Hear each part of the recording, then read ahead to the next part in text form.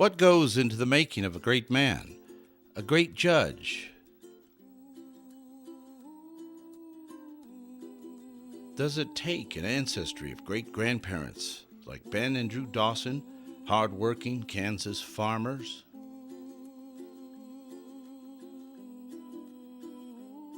Or does it take aristocrats like grandparents Jesse May Kelly and Edward Kenny?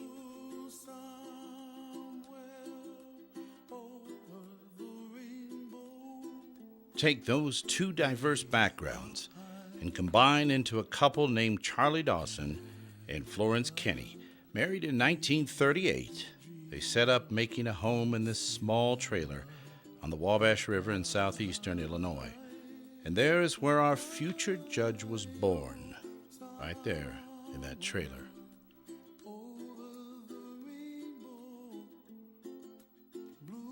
He joined his older sister, Charlene, in adding to the Dawson family.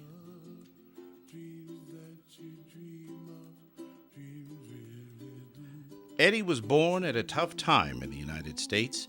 War rationing of food was the way of life.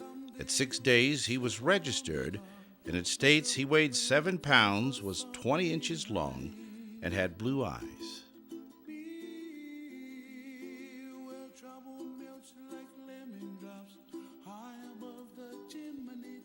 Eddie's first efforts at driving this rocking horse was not the most joyful experience, carefully supervised by Sister Charlene.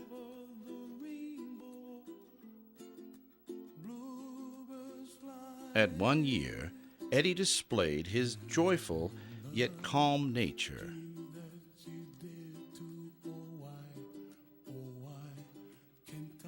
By 1949, Charlie had moved the family to Globe, Arizona via New Mexico, and the family added another boy, Charlene, Kenny, and Eddie.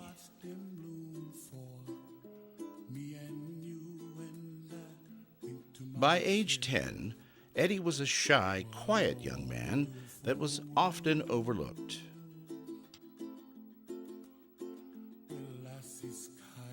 Sixth grade at Hill Street School, that's Eddie third from the right, and his best friend Corey Corriveau is fourth from the left.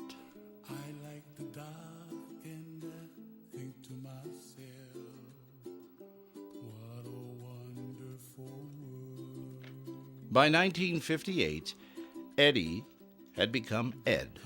He joined the DeMolays and was forced out of his shy nature.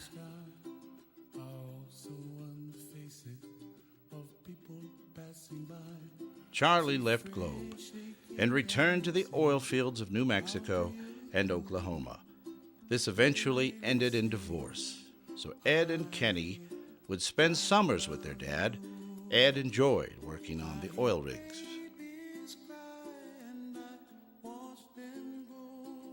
During his junior year of high school, Ed became very aware of a girl who got his attention by dropping books from her upper locker onto his head, as he had the lower locker.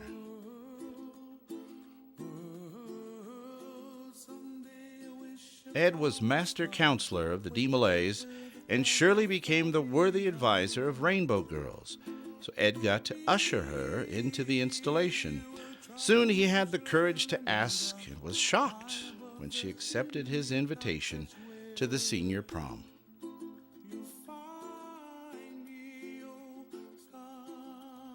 Ed had always planned on joining the Army as a financial means to get a college education. Shirley was going to Eastern Arizona and convinced Ed to apply for a scholarship. Since his heart was not into war games and he liked spending time with Shirley, he filled out the application. This $50 grant in aid meant the difference in Vietnam and Ed becoming a judge.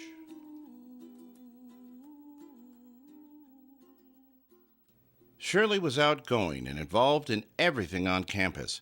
Ed decided in order to spend time with her, he would run for class office. He served as sophomore class vice president, and Shirley was student body secretary.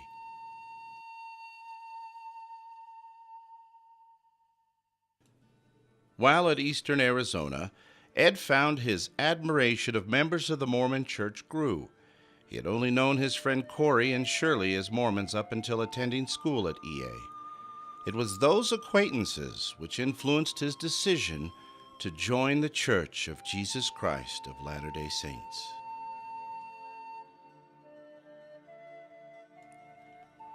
Love grew. They were soon engaged and then married and off to the University of Arizona.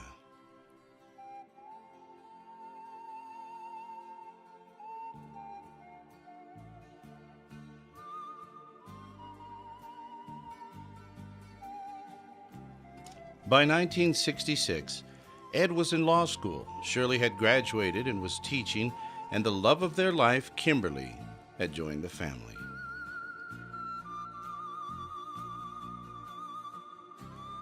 In 1967, Edd graduated from law school, and Shirley completed a graduate fellowship and had her master's in education.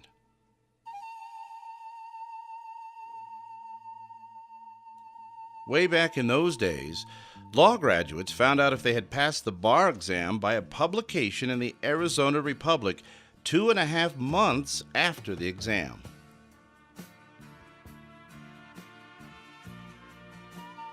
Edd had accepted a clerkship with the Court of Appeals in Phoenix, and there the seeds of judicial admiration were planted.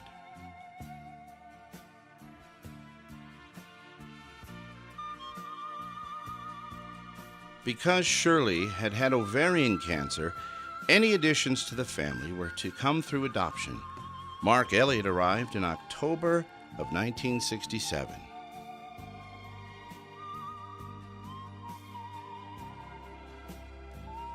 Big city life was not for the Dawsons. In the fall of 1968, Edd accepted an offer to join the law firm of Cavanis, DeRose, and Center back in Globe.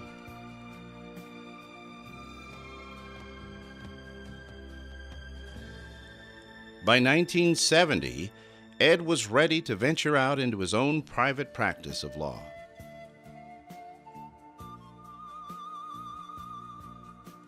In 1972, he ran for and was elected county attorney.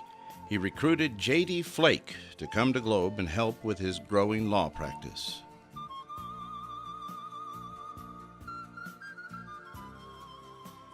They bought a home on 4th Street, and their second son, Eric Lynn, was adopted.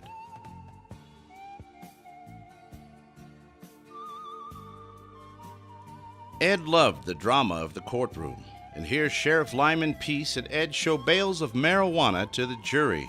Those bales were drug into the courtroom every day of a week-long trial.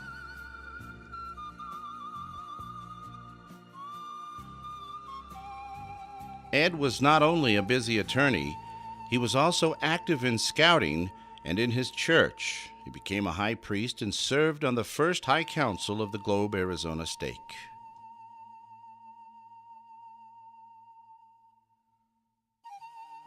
The family grew and had many happy occasions.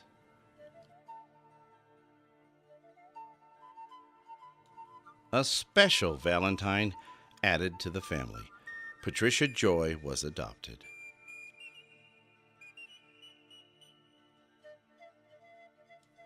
Edd was a great county attorney, and when he prosecuted a murder trial, the jury convicted the defendant despite the expertise of the polished Scottsdale defense team.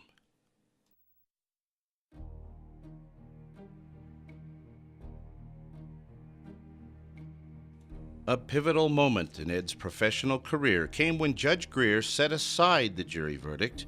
It took months, but Edd appealed the case and had the verdict of the jury reinstated.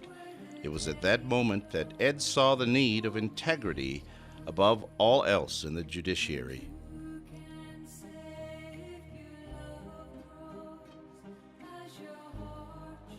A young, successful attorney with a growing family. To the family had been added 2 Navajo daughters, Cindy and Cynthia, on the church's Indian placement program. The girls spent the school year with the family and would return to the reservation during the summer.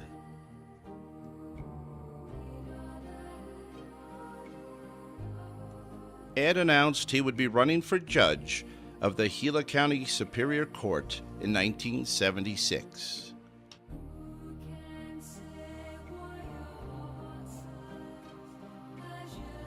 His most ardent supporters were those 6 children.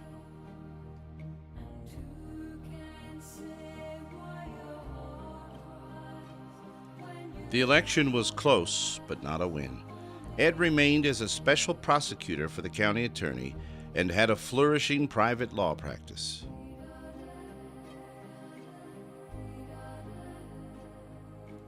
At this time in 1977, Shirley said, "I wish I could push the time machine and freeze life. Who could ask for more? A great family and a successful husband."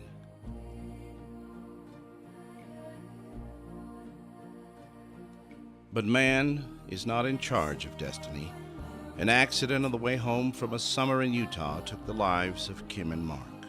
Shirley was seriously injured and has had many years of challenges following her injuries.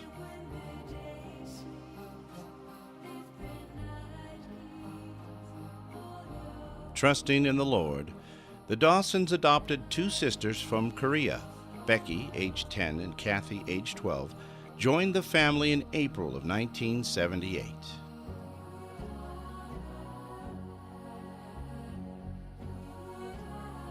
A family picture.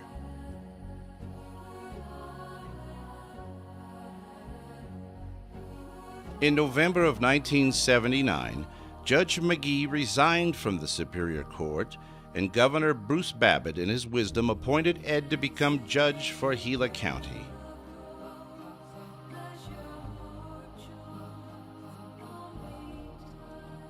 The swearing in, a proud family.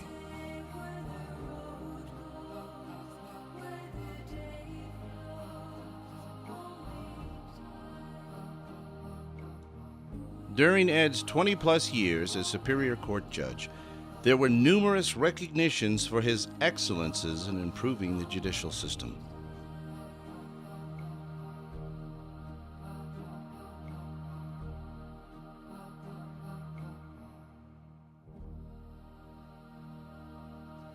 The most prestigious award that can be given to a judge is the James A. Walsh Award for Judicial Excellence.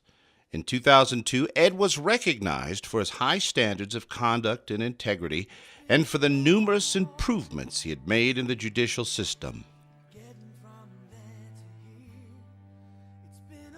While Edd was serving as judge, his children continued to grow.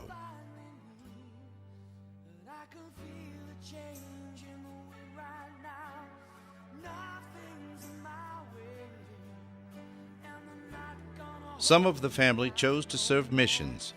Kathy served in Seoul, Korea, Eric in Louisville, Kentucky, and Becky in Busan, Korea.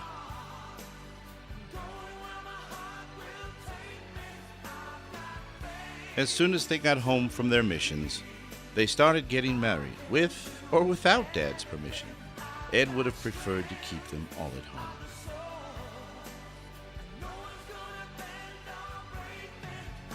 In 1996, Edd was called to be Bishop of the Globe First Ward, a calling which usually lasts 5 years. Before the end of his first year, he was called to be the first counselor in the Globe Arizona State Presidency.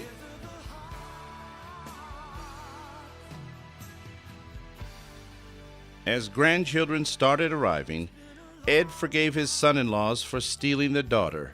All was well.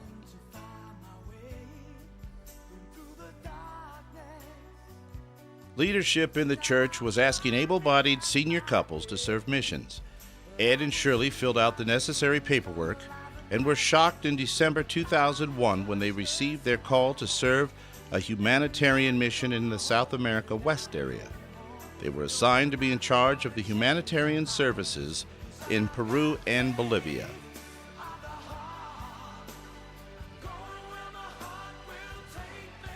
Robes for Mission was the headline announcing the retirement of Judge Dawson in 2002.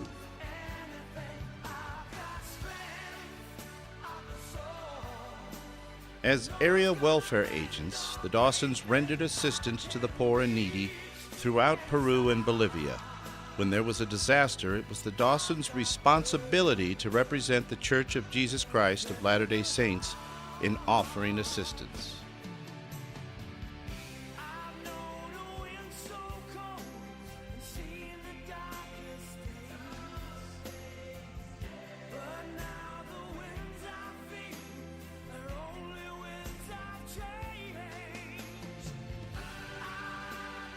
In 2004, Ed and Shirley returned home with plans to serve another mission.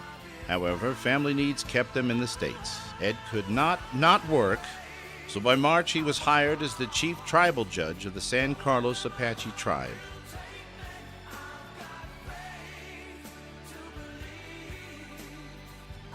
Ed loves the work, and great progress has been made in the judicial system on the San Carlos reservation.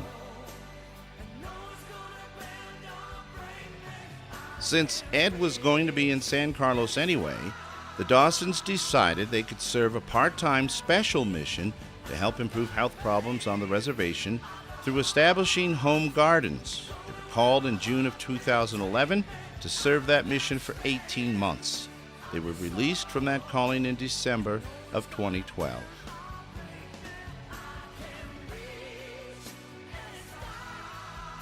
The grandchildren continued to multiply, much to Ed's delight.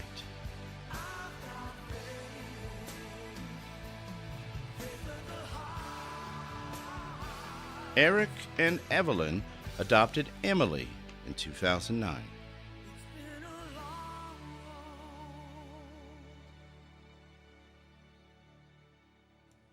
And Tricia added Julian, Grandpa's Mr. Rambo, in 2010.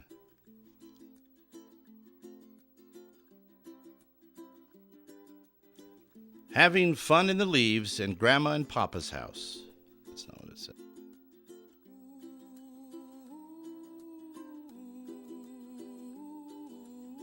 Grandchildren are the delight to Ed. Oops.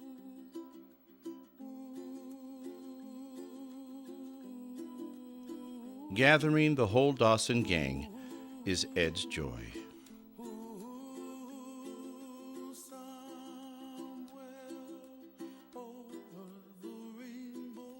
So, Judge, looking forward, what does the future hold? We have no idea. We know you will continue to make the world a better place wherever you are serving. May your future journey be as great as these past years. Happy birthday, Judge.